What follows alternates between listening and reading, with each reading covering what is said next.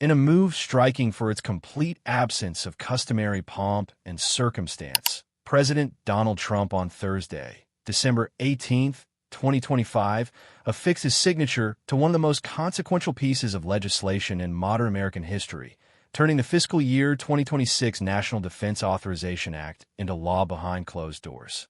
This colossal military policy bill, authorizing a record-shattering $901 billion in spending, a figure frequently described throughout the nation's capital as nearly $1 trillion, was finalized not amidst the flashing cameras of a crowded press corps in the Rose Garden, but in a strictly private White House, proceeding devoid of media coverage.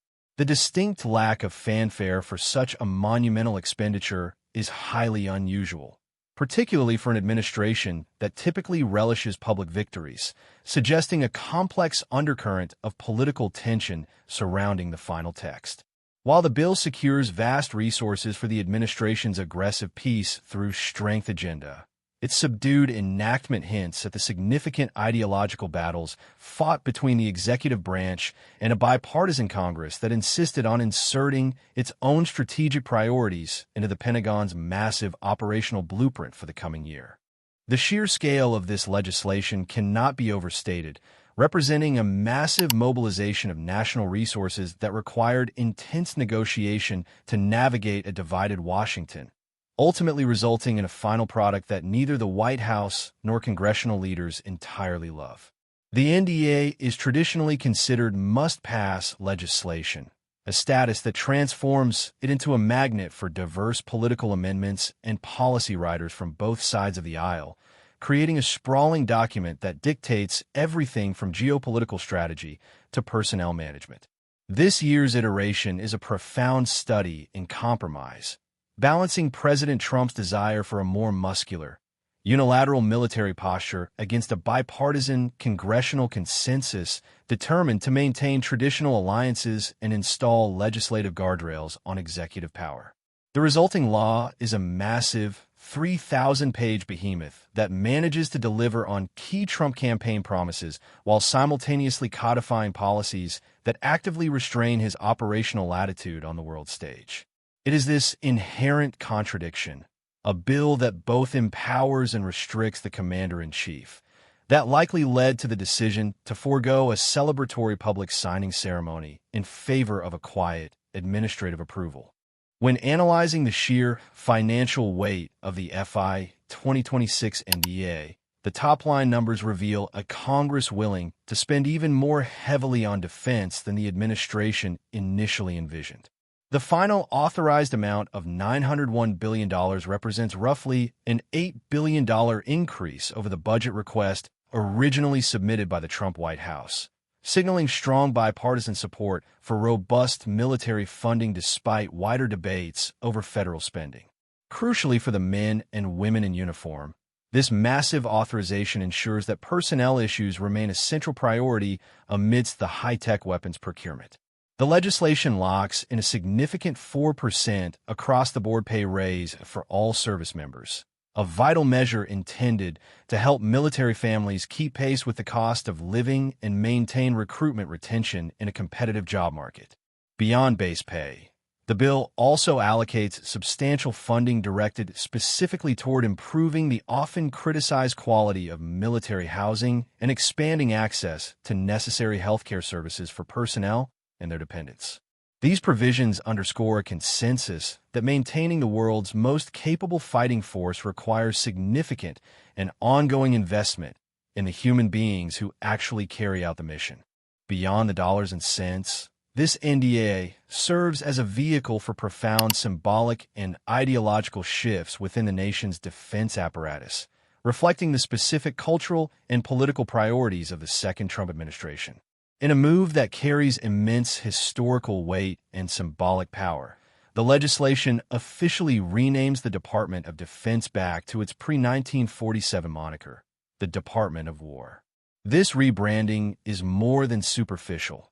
It signals an intended shift in mindset toward a more aggressive, war-fighting-centric ethos desired by the president and his advisors.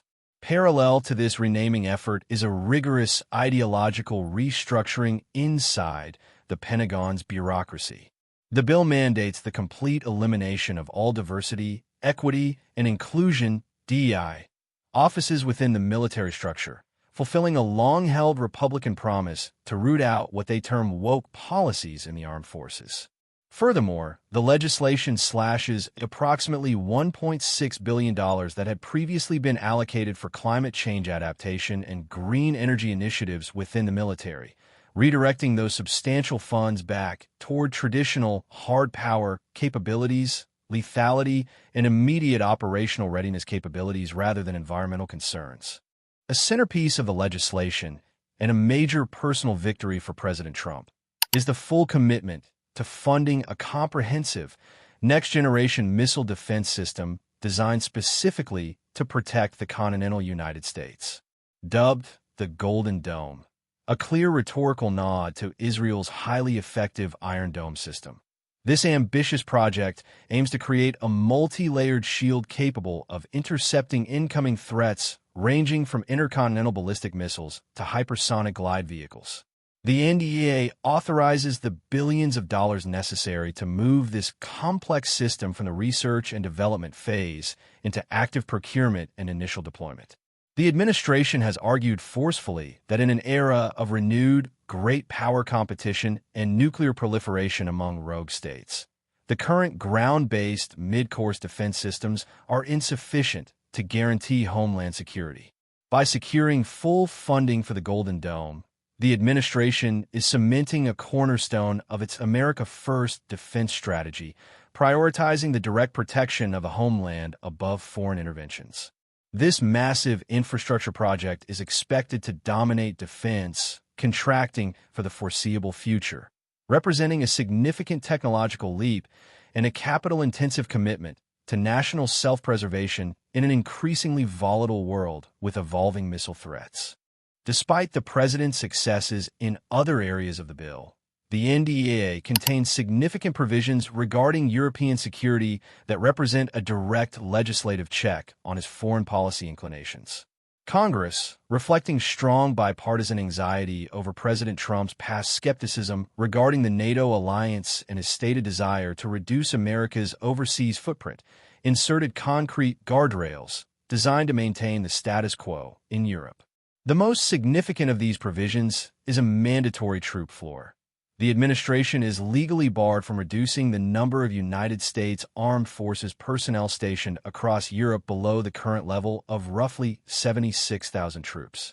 To bypass this restriction, the law requires the Secretary of War and the Chairman of the Joint Chiefs of Staff to jointly certify to Congress that any proposed reduction would not undermine the security of NATO allies or embolden Russian aggression.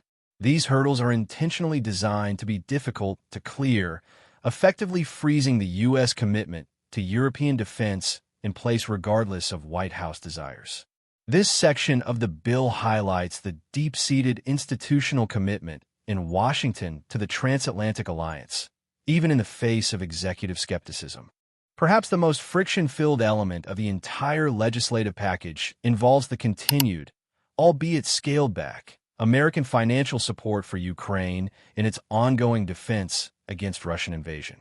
Despite vocal opposition from a significant faction of the president's allies in the House and apparent reluctance from the White House itself, the final bipartisan version of the NDAA authorizes $800 million in security assistance for Kyiv. Recognizing the political toxicity of large upfront grants, congressional negotiators structured this aid package to be disbursed over a 2-year period, providing the administration with some leverage while ensuring a baseline level of continued support for the Ukrainian military. This funding is primarily allocated for the Ukraine Security Assistance Initiative, which allows the U.S. government to procure weapons and equipment from the defense industry to send abroad, rather than drawing down existing U.S. military stocks.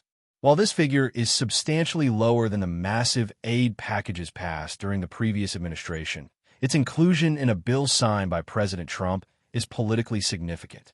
It demonstrates that even with a skepticism toward foreign aid in the White House, a sufficient congressional majority remains committed to preventing a total Ukrainian collapse. Turning toward the critical Indo-Pacific region, the NDAA leaves no doubt that countering China's rising influence remains the central long-term strategic priority for the United States military.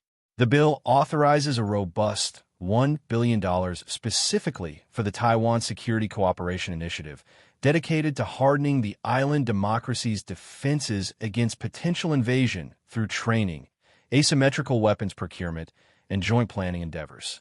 This significant funding aims to accelerate the delivery of backlogged weapons systems and enhance interoperability between U.S. and Taiwanese forces.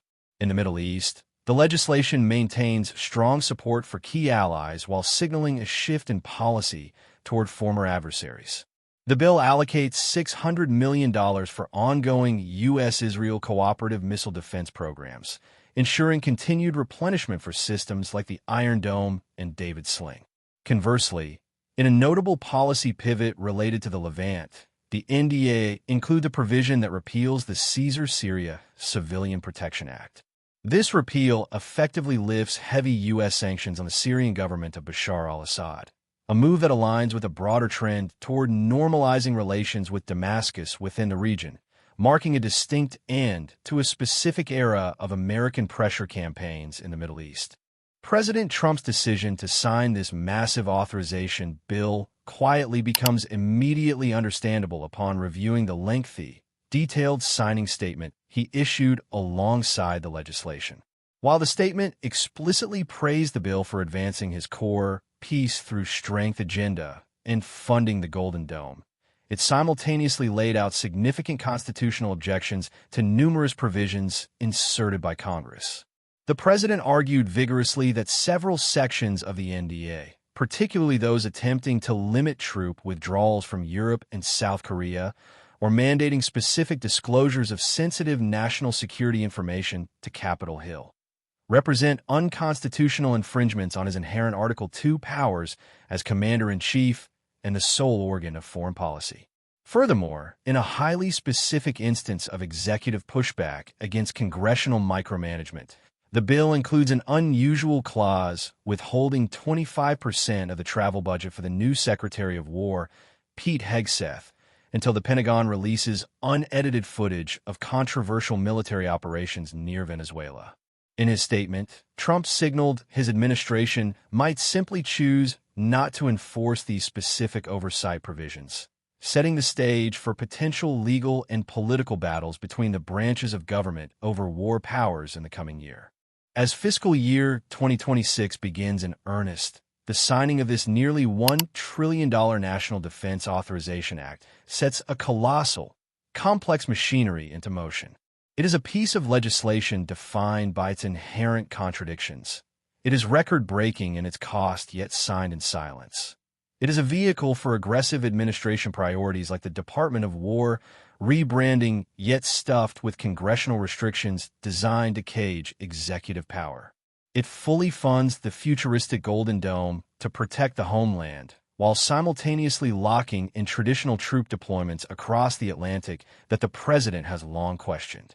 The practical implementation of this $901 billion blueprint will now test the relationship between the Trump White House and the Pentagon bureaucracy as they navigate the mandatory spending, the required strategic shifts, and the congressional oversight shackles built into the law.